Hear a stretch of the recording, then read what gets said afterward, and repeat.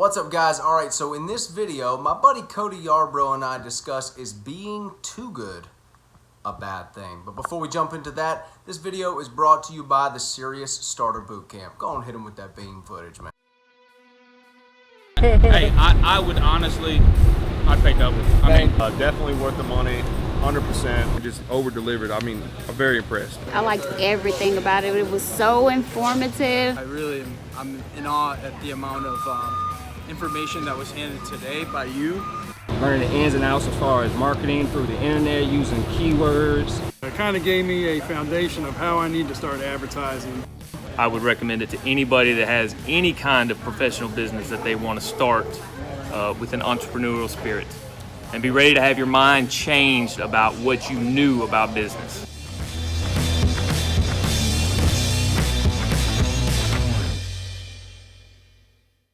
What's up, guys? Welcome back to the Lean and Mean Academy, where we talk about one truck, big profits. All right, so today we got a really special video for you. I got my good buddy Cody Yarbrough right here on the phone. What's up, Cody? What's going on, fellas? Hey, we getting it in out here. Hey, so you and I were talking about this, and I know we got the Serious Starter Bootcamp coming up. If you haven't got your tickets yet, make sure you click the first link in the description. Grab your tickets. 2 full days with Cody and myself. Cody is teaching technical equipment, cleaning processes, chemicals, safety. Fill me in if I'm missing anything here. You keep going. You make me sound good. I'm gonna be teaching all of your marketing stuff, everything you need to really basically take an entire year and compress it into 2 days. Kind of eradicate the learning curve for yourself to where you can go out and start being profitable really quick. Hence, Serious Starter Bootcamp. So click the first link in the description. But Cody, we got a video today for these folks, and we want to deliver a stack of value for them. What are we talking about today? Well, this topic came up. We were texting last week because a dude took a picture of one of our flagship skids out in a parking lot somewhere. And he took this photo with his, he just saw a Lumimax out there in the wild, like in its natural habitat. And he posted it to Facebook, and a bunch of guys started screenshotting it because I'm not on Facebook. They were sending me, basically, dude was critiquing some of the welds on our equipment. I actually talked to the guy, and come to find out, he really didn't know what he was looking at, but it highlighted a topic that is relevant to us manufacturing equipment, but it's also really relevant to the average dude that's running a truck. And it's just we wanted to revisit this topic as far as quality. And it's kind of a tricky topic because we all want good quality, but if you're not careful, you'll go down a rabbit hole of quality to the detriment of everything else. So we got kind of 3 high-level points here we want to hit for you guys. And please understand, the spirit of this video is like, we're not downplaying quality at all, but we're going to put it in its place as one metric of a successful business. So like you said earlier, we talk about safety in the Serious Starter Bootcamp. That's one metric. You got a lot of these little cogs in the spoke that make up your business wheel, and they've all got to be there. And some are more important than others, but you got to have every one of them proportional to their relevance to your business. So that's what we're going to talk about tonight. I think it'd be a really good video. Absolutely. I know a lot of guys, it's almost like we focus so much on quality and like, we're going to get into this, but it's just like this obsession of everything. And truly, sometimes when you obsess over it so much, you start to become really slow, and you start to not be able to make decisions quickly, and you stop shipping before you're ready, which is one of my favorite quotes. Man, before you're ready. It's like we haven't talked, like, we don't do these videos, guys, just so you know. We don't like pre-do the video and then shoot it. This is just me and Aaron raw conversation, but the analogy I wanted to use, you almost just described it perfectly. When we started shipping website products here, 18 months ago, we really ramped up about 18 months ago, where Aaron's been to my shop. We got, a lot of stuff on the website. We got one whole employee that's all Ashley does is ship products. Well, when we came out with the soap, the Southern Draw and the Southern Slang, and we were shipping them. We're getting pallets of these things in a week, and we're sending out, a dozen boxes a day of soap all over the country. We started getting damages, and I knew this was going to happen. And I think I've told you about this. The first couple pallets, we're getting probably, I would say, a 20% damage rate, which is way too high. And so the UPS guy, our driver, who's a really good dude, and Ashley and Emily, and they're all looking at this, oh my gosh, they're trying to fix this problem, which I'm glad they were, because it shows my people care. But I had to kind of bring them back because they were going to swing that pendulum so far to the quality side. Like you said, it was going to slow them down so much because their goal was to never have a damaged case. And that's an attainable goal, but that's not my goal as the business owner. I know that somewhere back this side of 100% never does a case of soap arrive damaged. If we can fall back to about 97%, the gap between 97 and 100 takes so much man hours on Ashley that she can't do other things that she needs to do in the shop. So I'm willing, 100% willing to eat that, 2.5%. We don't want it to be a big number because we're losing money and our customers aren't getting their products. But there's a spot in no matter what you're doing where you start getting diminishing returns, chasing that perfection. And so that it took me a minute to get them to understand what I was saying. Like, hey, every 2 pallets, 3 pallets, we might lose a case. They were like, what? We can't lose a case. Like, no, because you got to figure you just paid Ashley 3 whole days of labor for 1 case of soap, taping and wrapping and doing all this extra crap. So it was just a good example of like, where do you want to land, and stop right there. Absolutely. Absolutely. Getting your people to focus on doing the best they can do within the process, right? Checking the boxes they can check, but then, not just completely obsessing over it to where you start to become sluggish. And I know a lot of people, man, there's people out there right now who would disagree with us. They're like, everything's got to be perfect. And look, here's the deal. You can run your business that way, and you can be slow forever, and you can do one job and spend 4 hours when you should have spent 1 hour. But let's dive into our 3 points. I know we had 3 different things that we were going to hit today, as far as, perfect being the enemy of progress. So let's jump in, Cody. What's number 1? Well, at the beginning of this kind of discussion, we need to define what we're talking about. How do you define quality? It's one of the things that we've worked recently to kind of work into the lingo of when we sell equipment. I'm going to define quality. I'm not going to let my customers define quality. And one issue that we've had is like cosmetic things. We build some of these systems we build are aluminum, right? So I don't know how much you guys have messed with aluminum, but it can discolor on you. We set them outside. They can't rust. It's great. It's wonderful. We don't have to worry about them. But if they get dirty and we try to clean them off, depending on how dirty they get, it can kind of have shiny spots and dull spots. Well, what if I get a toe in here one day that's here to pick up his skid, and he says, well, look at that skid, ain't shiny. And like, it's fine. The next 99 dudes wouldn't even paid any attention, right? But I just let my customer define quality instead of me defining quality up front, because I know that some of that's just inevitable. It ain't hurting anything. So we need to define, what is quality. And when we're talking about washing a house, the good thing is in this world of actually going out and doing the work, it's pretty easily defined for us. It's either clean or it ain't. There's not a lot of middle ground. We had a guy that worked with us back 3 years ago. It was me, Dusty, and this guy named Mike. That Dusty and Mike were good buddies. Mike lives down in Auburn. He don't work with us no more. He didn't leave on bad terms or anything. But I was basically the chemical application dude, and Dusty's the rinse guy, and Mike would usually be doing surface cleaning.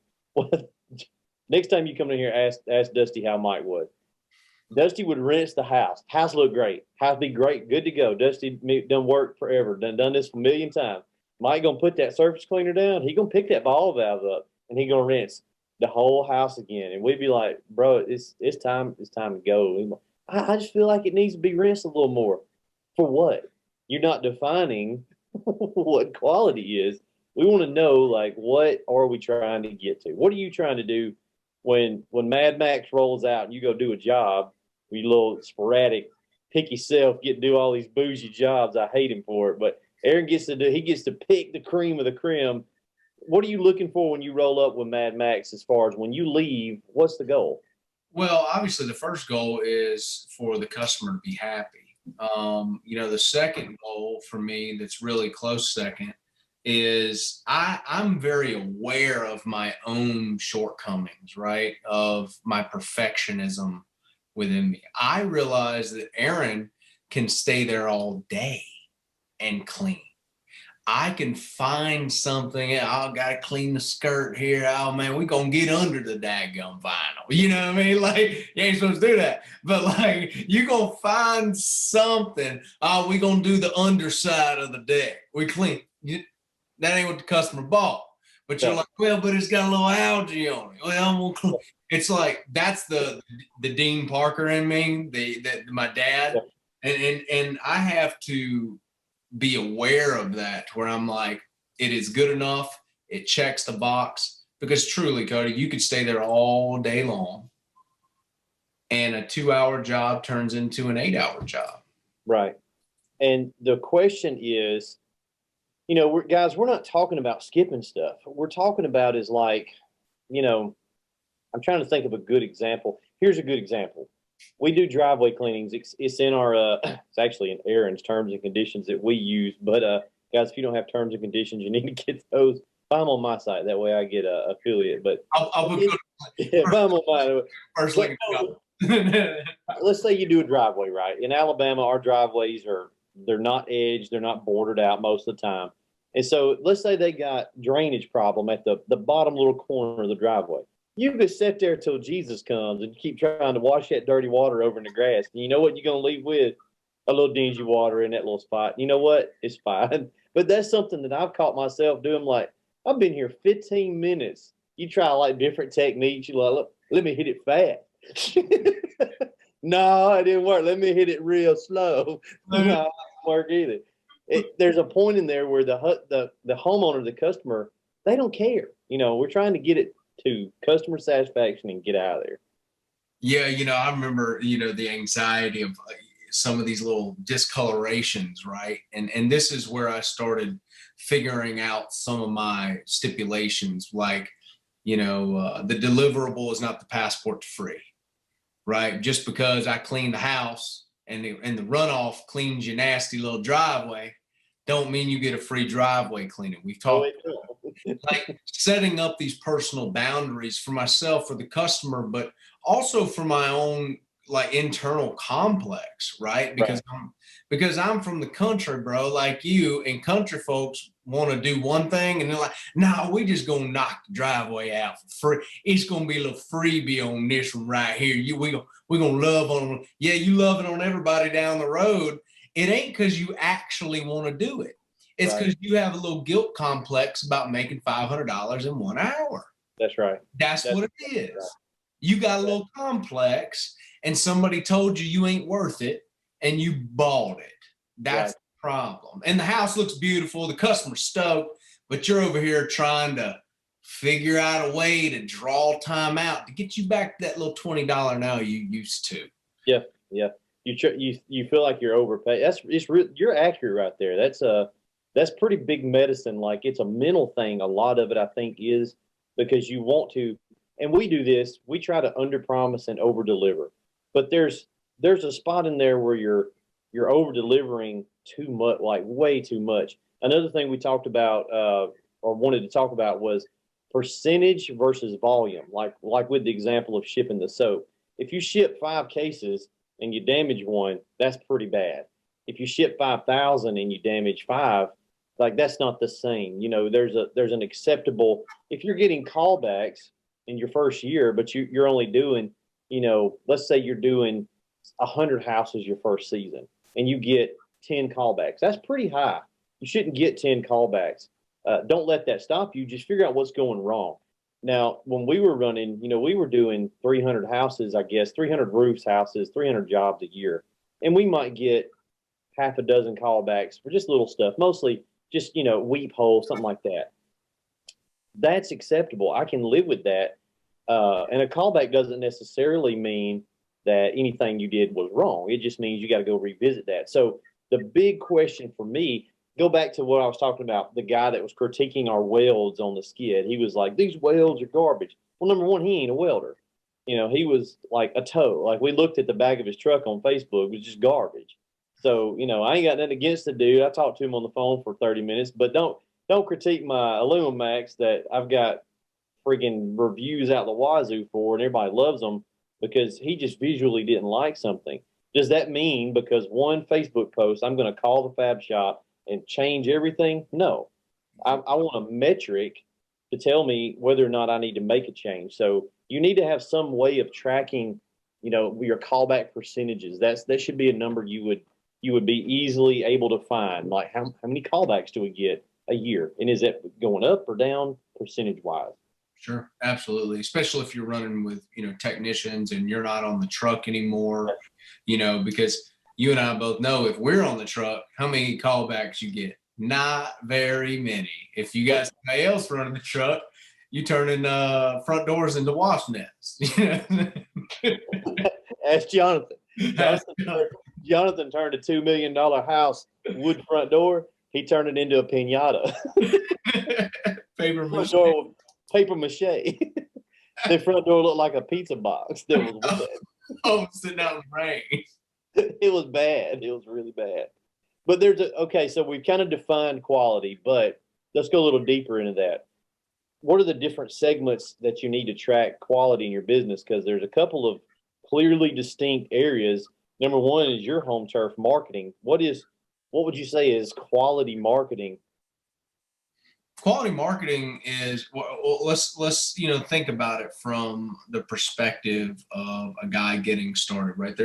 We found that like a lot of the serious starter guys who come in to our event and watch us, you know, and listen and take massive notes for 2 days, a lot of them have some money in their pocket, right? They have, you know, a lot of them are buying a skid or something from you, or they've got a rig that they're building out. They got a little money. And so these guys can, like, they're not living in the van down by the river like I was, right? They don't have that situation. So they can invest in a good website. They can invest in a course to learn how to run their GMB like super optimized. I would say for those guys, that's the best step. That's the most potent step, right? Because I always say the best time to plant a tree was 20 years ago. The second best time is today. And the same goes for websites. So with a new guy, man, here's the thing. If he ain't got no money, the most potent form of marketing is shoe leather. Right. You know? Don't pause the video because I'm going to step right over there and grab a flyer. Hold on. Keep going.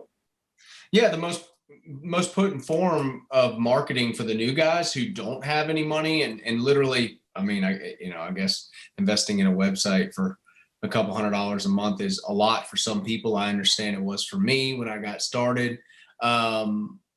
You need to be out beating the streets. A lot of your questions will get answered by that good old fashioned summer heat. You know, you just trying to figure out a way to avoid it. I get it. You don't like walking around the heat. You don't like throwing out flyers or driving around throwing out flyers, or right. Cody's got one in his hand. This is like our 4th gen flyer, you know, and I'm no longer am I big on flyers, but as flyers go, it's a pretty high quality freaking flyer. You know, I didn't start with this. I tweaked it as I went along. And so we're shooting for quality with a result. And like, you know, I've learned a lot from you with, that's like this is like a snail. I don't want to put all my eggs in this basket, but I do want this in there, and I do want it to be quality, but I'm not going to start off with guys, don't think you're going to start with where you're going to end. No, you're not, especially with marketing, dude. You know, and look, even when you do get your website done, bro, like the first month, you'll have guys being like, well, I ain't ranking yet. I'm like, I don't think you understand. We need to reach back out to me in a year, Hoss, and get back out there and throw some flyers and do the same thing you were doing. This time, but quality is what you can afford right now, today. Make it happen. Go. I'm talking about don't wait till tomorrow. I got guys in the Lean and Mean group, Cody, who are out right now. They'll post little videos at night, and they're out hustling, throwing flyers at night. And, you know, it's like, what can we do tonight to make it happen, right? Yep. So marketing, quality marketing. Number two, I'm gonna get them out of order a little bit, but equipment, and that's, you know, I'm an equipment guy, but you do need imagine running your business 5 years from now and what your truck is going to look like. And this is where I want to caution you guys, because as dudes, we are so, I had to have something to show you. We're so, I just got this the other day. I hadn't showed you this. Microtech stick. Look, I've been wanting one of them forever. Nice. This is like a $400 knife, and it ain't worth $400 practically, but I just wanted it. And so it's a very high quality knife, but we are so gizmo oriented, guys. Listen to me. This is all we think about is stuff we can tangibly put our hands on.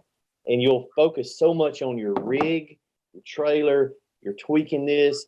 Guys, I just see it all the time. Guys are going down the eternal rabbit hole of better equipment, and they're never satisfied.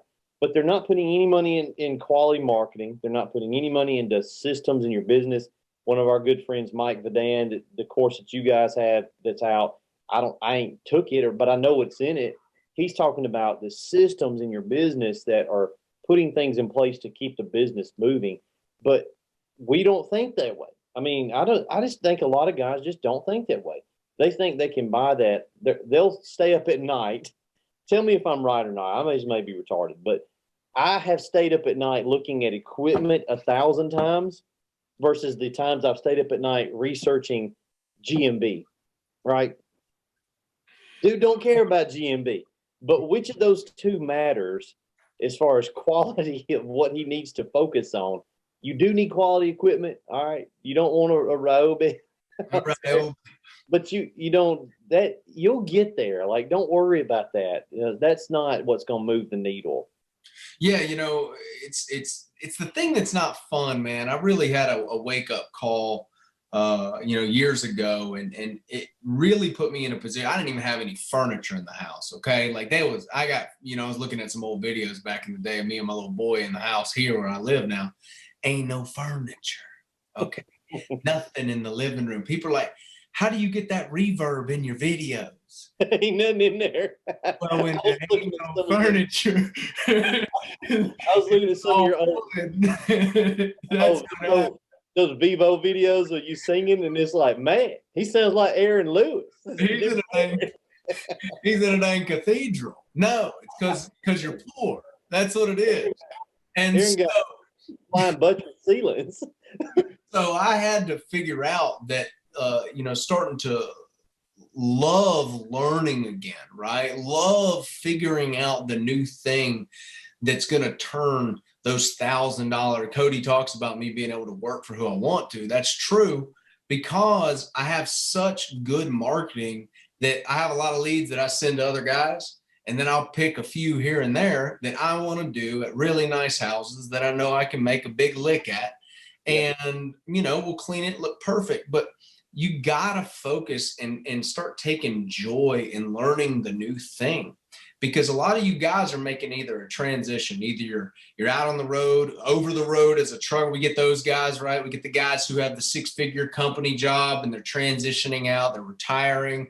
And then we have guys who are just working class guys and they're tired of working for somebody else and they want to learn something new.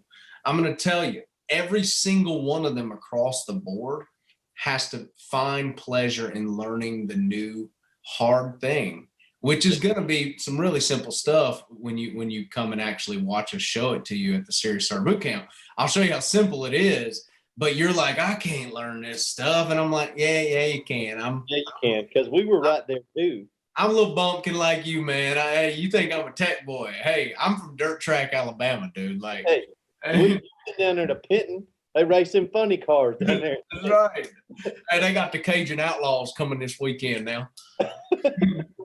So marketing, you need quality, guys. Equipment, you do want quality equipment, but don't put all your focus right there.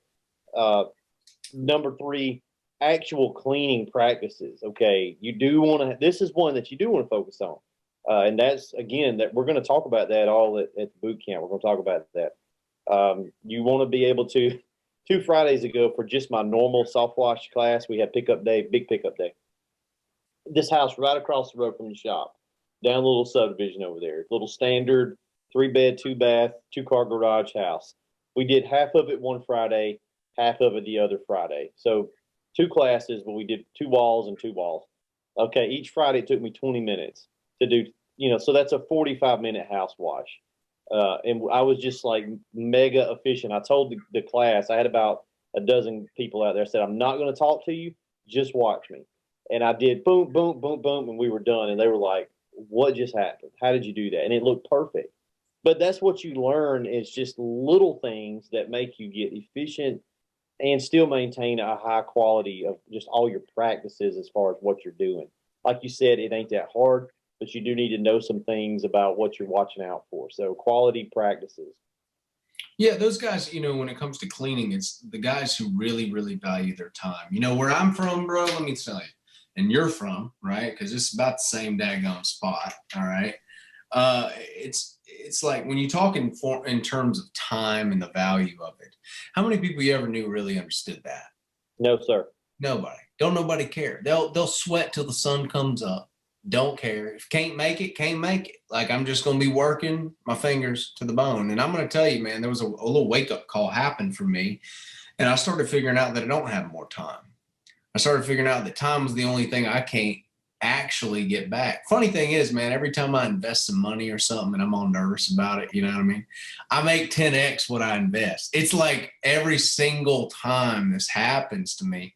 And I always get the money back, right? Like them Nitto Grappler. Hey, you spent 2,000 on them, but you made another 2,000, right? No. You just make the money. But time is not something we can get back. And obviously, a lot of the guys getting started with us, they're wanting more time with the family. They're wanting to dictate their own schedules. And obviously, cleaning and saving time, being efficient with that is a big part of that, because you stop spending 4 hours at a job and now you're spending 1 hour at a job. Right. And you actually know in your heart of hearts that it is done, it is clean, it's right. It's a box that is checked off on the day. Yep. And some of you are going home at 12, having dinner with the fam, dude, at 4. You know what I mean? And that's a different lifestyle than a lot of guys who, at least I grew up around, you grew up around, are used to. Yeah, it can be hard to transition from working 50, 60 hours a week and having to do that to now you're making twice, 3 times the money, and you're physically working a third of the workload. And it feels, well, my folks are like that. I mean, they're still a little bit like that, and they've kind of gotten to where they want to be in life. Daddy gonna wash and wax that car. My dad has never hired somebody. My daddy don't even know you can pay somebody to wash a car. He don't know. And I'll call the dude and drop the cars off, and pay them to get both fully detailed. It's took $200, but I don't care, because what is that, 6 hours? I ain't going out there because I'm going to take that 6 hours. I'm going here and build somebody's skid, get that customer took care of, and keep this train rolling over here. But see, it's hard to make that shift. So when you make it, it can feel weird, like you're gypping the customer, but you're not. If the job's done, your job's done. That's all you're looking for. Absolutely. My grandmother's one that's like right in that line. We never harvested pecans. Yeah. Never. We've never harvested. We have orchards, right? We got the orchards. Well, she's got to mow the orchard. So yeah. She's out there on the bush hog. My grandmother, she's 80 years old. She's on the bush hog all day long. And I'm like, Graham, just let the damn thing run, like, let it grow up. Like, why are you wasting all? Nope, gotta keep this 40 acres mowed. For what? For what? Well, and it's like, well, if I don't do it, then what else am I going to do around this joint? You know what I mean? And that's how they think. I think in terms of the guys who get started with us is they actually, have young families, or they have things that they want to do. They got places they want to travel to. And this business can give them that, because they're making twice the money when they get up and running, and they're working half the time whenever they, do work. So They just decide to do the jobs by 12 and keep going. Go ahead and work till 5 o'clock and knock 2 more out. It's up to you. It gives you the choice, to do whatever you want to do with that extra time because you're doing a good job. Absolutely. Absolutely. So guys, listen, we're going to wrap up this video. I hope that kind of explains what Cody and I were trying to talk about as far as quality goes in your business, your marketing, your cleaning, and your equipment. The best solution to all of this is just get started now. Okay. And make the first move, take the first step, because like anything, you invest in it, it's going to turn a profit for you. Okay. I've had to figure that out and kind of weed that out of my country raising, you know what I mean? And learn how to invest in myself. But we want to see you guys at the Serious Starter Bootcamp coming up. It'll be the first link in the description and the first link in the comments. And look, CoDog, the Real Deal Hose Reels have launched. Hey, Okay. They out there. They right on the other side of this wall over here. Hey, Yeah, so if you're in need of a top-notch American-made hose reel right in the heart of Roanoke, Alabama. These things are the best. They're aluminum and all stainless. I mean, they ain't gonna rust. Are they gonna rust, Cody? They will not be doing the rusty rust. They will not be doing no rusty rust. These things are top-notch. We got great reviews on them. That will be the second link in the description and the second link in the comments. Go ahead and pick you up to Real Deal Hose Reels. They're the best in the game. We will see you guys at the Serious Starter Bootcamp. Y'all have a great evening.